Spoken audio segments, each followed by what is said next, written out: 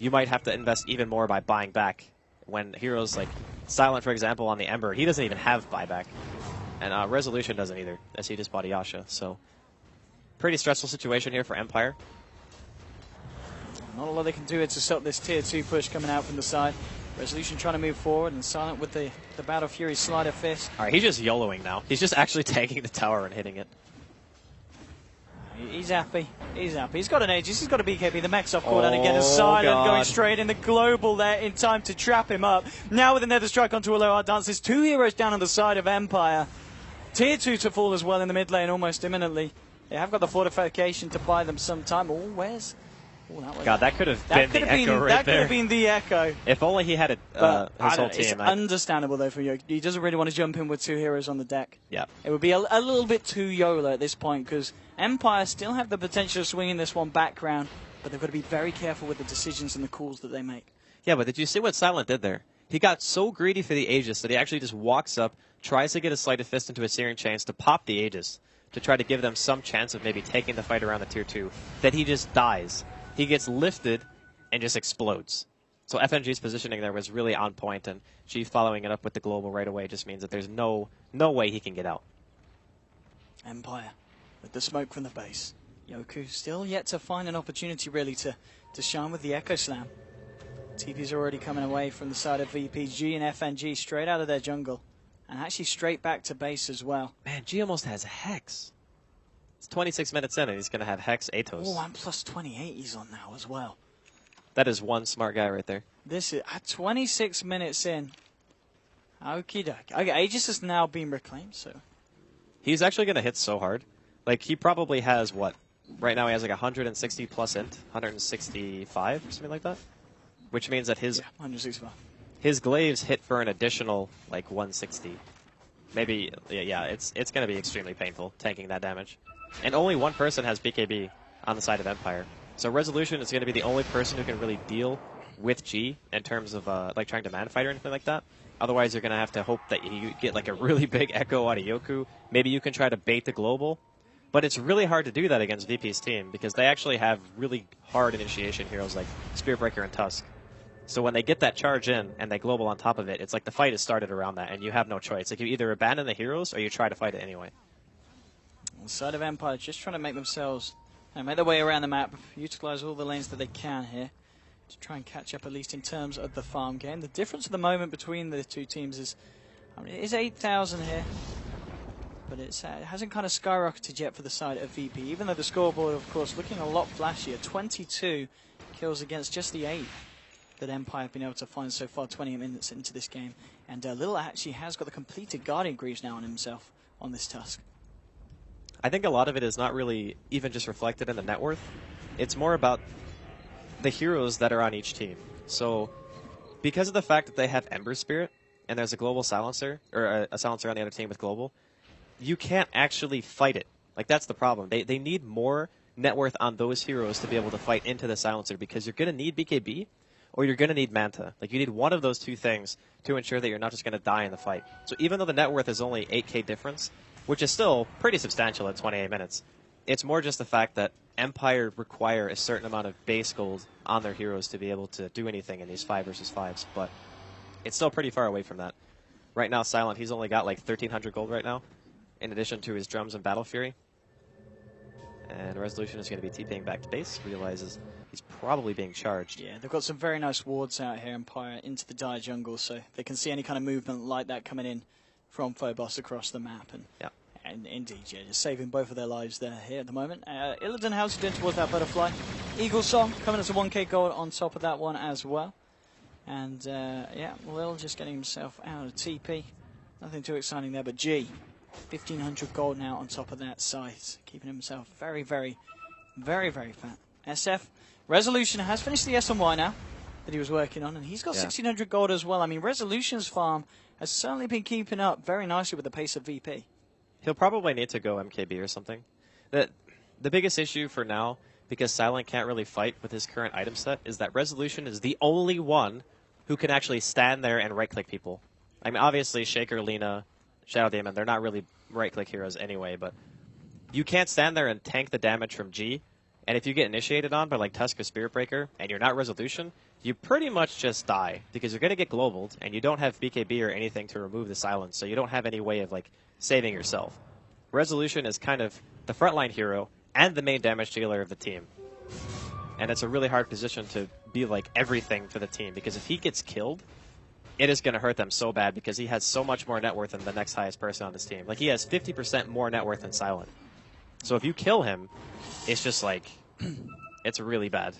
Yeah, again, another Phobos charge coming out onto Resolution. He did TP back, and Phobos did ping around this area now. So they should be able to remove that ward and maybe catch him out next time. A low heart dance. Kind of been left on here and on his own. Did have a TP. Didn't want to use it. Phobos there with the kill. The greed coming in there.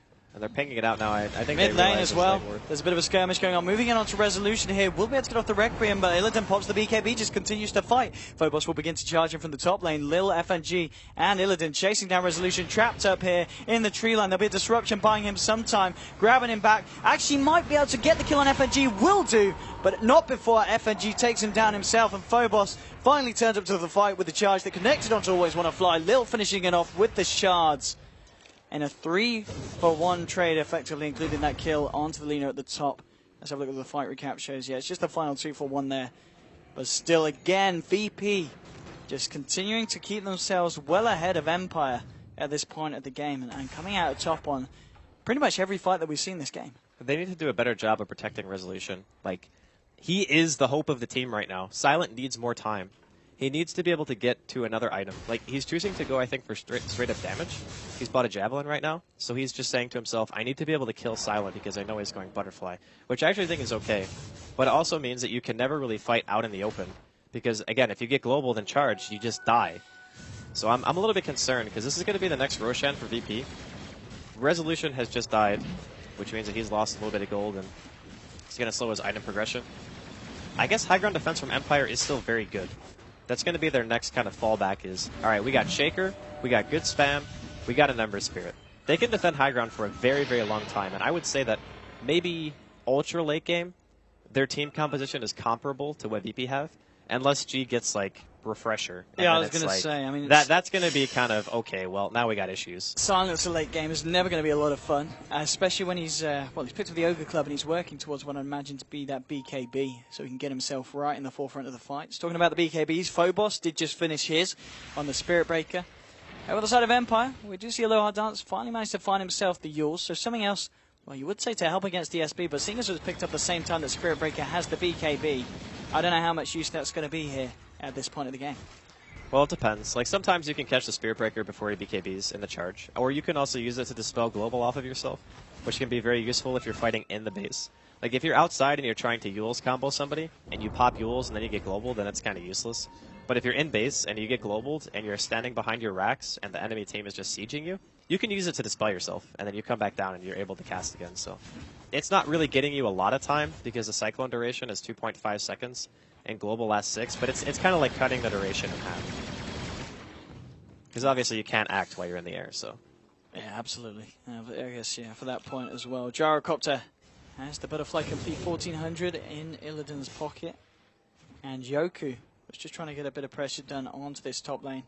And I imagine with that Void Stone, do you think he's going to be going for Yules himself for the similar reason, just to remove the global silence? It's the cheapest way to remove silence, I think, right now, that he can get. The other option, I guess, is like BKB, but again, it's more expensive. Doesn't give you mana regen either. And I think the mobility from Yules is really nice too. Well, still 34 minutes in. Empire have got a lot of work to do if they want to turn this one around.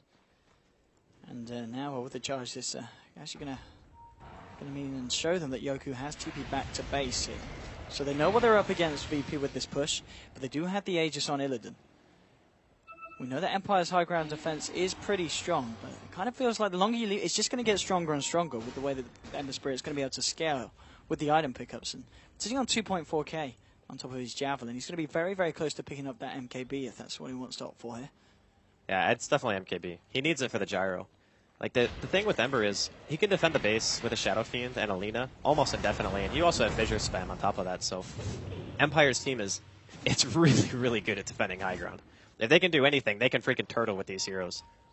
The thing with Tusk and heroes like Spirit Breakers, even if you want to like try to go super YOLO with Global Silence, if you go too far, it only takes like 1 or 2 buybacks to really punish you for that, and then all of a sudden you've given away like a gigantic lead and maybe an even opportunity to take Rags. So it is still very difficult for VP to try to break this high ground. It's going to be up to if Empire get out of position. VP now, they've got G and DK Phobos smoked up here. Maybe seeing if they can try and bait something out in the mid lane from the side of Empire. And Illidan, he's going to be the bait going in head first. He's got the Aegis, so now with the snowball onto Resolution. They're looking for the SF. The Global Silence has come out. Resolution's going to go down here. And looks like the bait works as they also take down the low adults for the Lina. We're going to see Silent trying to do what he can here with a sleight of fist, but it's just not enough at this point of the game.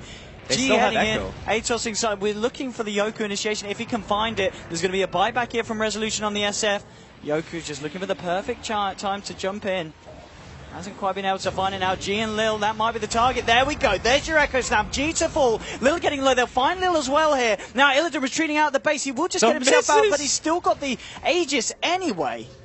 TP out from FNG behind the tree line. Phobos to charge himself away, and we'll have a look at the fight recap there to see that it indeed was a 4 for 2. That's including the buyback. It was a very even exchange. Yeah.